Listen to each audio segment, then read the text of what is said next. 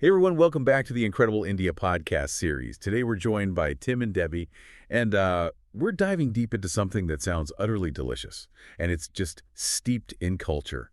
We've got a bunch of sources here, descriptions, reviews, notes, you name it all, about a specific food walk in Bangalore, India. That's right. And think of this as, well, your shortcut to understanding a really unique Bangalore experience. Our mission for this deep dive is basically to unpack everything these sources tell us about this particular filter Kaapi food walk. We want to figure out what you'd actually experience, what makes it special, and why it gets highlighted. Okay, let's get into it then. So we're talking Bangalore, Yeah. specifically the Malswaram neighborhood, right, which is quite historic. Exactly. And the whole idea, as these sources put it, is to get you eating, well, precisely where the locals do. It's not just random sampling. No, it's very specific. Tasting particular, really beloved local dishes, and the material, it really brings the stuff to life. We're pulling insights, like you said, straight from descriptions of the walk, but also from these really candid reviews from people who've actually done it. Gives you a proper feel for it. Yeah, the minute by minute almost. So the journey kicks off pretty early. The itinerary says 8:00 a.m. Bright and early. And you meet up outside KFC near the Montreal Mall entrance. Yeah. Seems like a clear landmark. Yeah, easy to find. And right away, you're connected with your guide. And the sources, interestingly, call them a cultural evangelist. A cultural evangelist. Yeah. Their role isn't just, here's a place to eat. It's about helping you experience the city's culture through the food. And the reviews, they're really consistent on this. Guides are knowledgeable, easy to chat with, and they layer in history, tradition, context.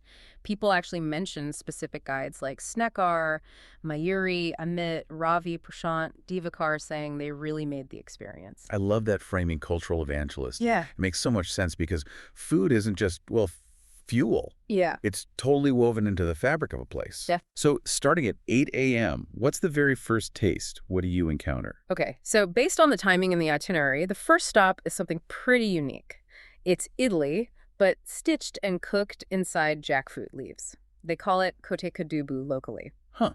Idli is such a South Indian staple, but the jackfruit leaves, that sounds like an immediate, interesting twist. It really is. The sources call it a heavenly breakfast. You still get that steaming hot, soft idli, but the leaves, they add this subtle flavor and aroma while it cooks. And one reviewer, Jean D., mentioned it was at an amazing roadside idli place, so probably quite a humble spot, but clearly popular with locals. Okay, starting strong with a unique twist on a classic. What's next on this culinary tour? Maybe around the 9:00 a.m. mark. Right. Around then, the sources point towards the butter dosa. And this dish is highlighted as something Bangalore is maybe best known for, culinarily speaking. Butter dosa, yeah. That crispy, sometimes soft, fermented pancake just loaded with butter. Sounds simple, but you're right, it's iconic. Totally. It's that classic crepe-like dosa, loads of butter, and often served open, so it's not folded. Reviews even mention specific historic places like New Krishna Bhavan, known for its famous open butter dosas, and apparently it's been around for over 60 years. Wow. 60 years? Yeah, so it really reinforces that you're going to places known specifically for mastering these dishes, not just any old restaurant. So you're getting the best version of each specific item. It's curated for that peak flavor. Okay, now the itinerary shows a bit of a shift around 10:00 a.m. Seems like it moves beyond just the food itself. It does, yeah. This is where you really dive into the local scene, visiting a street bazaar, a local market. The descriptions paint this picture of a riot of colors, a place for great bargains, even a hub for local gossip. So a real hub of community life then. What kind of sights and smells are we talking about? Well, Jean D's review, again, was quite vivid. She described this colorful street market and particularly pointed out the flower shops. Imagine garlands of lotus, marigold, rose petals, tulsi, all being made right there. Beautiful. And she also mentioned a juice place with these delicious fresh juices served in, like fruit shells, guava, dragon fruit, coconut, banana, really creative. That really connects the food to daily life, doesn't it? Like the importance of flowers and rituals.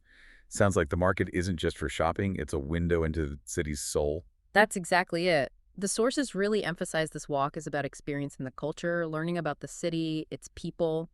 The guides use legends, local lore to give context. Like one reviewer said, it's about seeing the normal, out-of-the-bubble Indian life. And this cultural thread seems to go even further, because several reviews mention visiting temples as well. They did, yeah. Snickar, Mayuri, Jindi, Philip P. They all mentioned temple visits being part of it. Philip P. specifically mentioned the temple of Shiva in Maleswaram, and Jindi describes seeing Brahmins conducting pujas there. Okay, so how does the guide help you make sense of what you're seeing in a place like a temple? It can be quite complex. Right, and this is where that cultural evangelist idea comes back in. Reviews from Joshua J. and Philip P. really highlight the guide explaining traditions, the social historical context, the meaning behind different icons and statues. So it's not just a quick look in, it's actually quite an educational piece, adding real depth. So they're weaving history, spirituality, all into this culinary journey. And speaking of journeys, it seems to build up to a grand finale, usually around 11:00 a.m., which marks the end of the walk. And you finish, very fittingly, with Bangalore's signature drink, filter coffee. You visit what's described as an iconic restaurant steeped in history for this final stop. Ah, the famous South Indian filter coffee. The source calls it the magic potion of Bangalore. I like that. What makes the stop special beyond just getting a good cup? Well, there's this fascinating little detail mentioned. You learn the secret of 4-yard coffee. The secret of 4-yard coffee. That sounds quite specific and a bit mysterious. What does that even mean? Well, so sources don't spell out the exact secret. I guess that's part of the experience. Yeah, But yeah. it apparently refers to this unique way the coffee is prepared and poured. It involves pouring it from a significant height, to mix and aerate it properly. Reviews from Philip P. and Doug Sinders specifically mention how exceptionally good the coffee was on the tour. Ah. So it implies there's a real technique, a tradition behind getting that perfect cup. That's the kind of detail that makes it more than just eating, right? You're learning the craft, the tradition behind it all. Okay, so we've walked through the delicious stops, the cultural insights. Let's zoom out a bit. Based on everything in these sources, who is this walk really for? Why should someone consider doing it? Well, the sources paint a pretty clear picture. It's definitely for someone who wants to taste authentic local food, places that are off the tourist trail, the kind of spots locals genuinely love. But crucially, it's also for someone who wants more than just a meal. They want to experience the culture, the history, the daily life of Bangalore, using food as the way in. Right, and the guides sound absolutely key to unlocking that deeper experience. Oh, absolutely. The consistent praise for the card guides their knowledge, how friendly they are, their ability to provide that context. That's a huge part of the appeal you see in the reviews. Reviewers like Joshua J. felt they got a great overview of the city without feeling, totally overwhelmed. It highlights how that curated experience helps you process the richness of a place like Bangalore. It sounds like a really efficient, but also insightful way to get a feel for a core part of the city and its identity.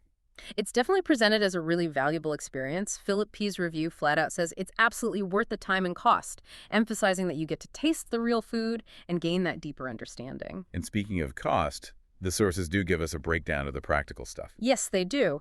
The pricing seems to vary depending on your group size. For 4 or more people, it's listed as Rs 2,500 per person.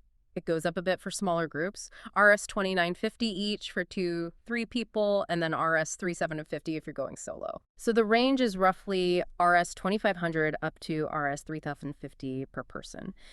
And the sources confirm this price includes the guide, any entrance fees probably for the temples, and obviously that traditional breakfast experience. They also mention that options for booking or just making inquiries are available. Right. That gives you a solid idea of the investment for what sounds like a really rich, immersive 3 hours or so.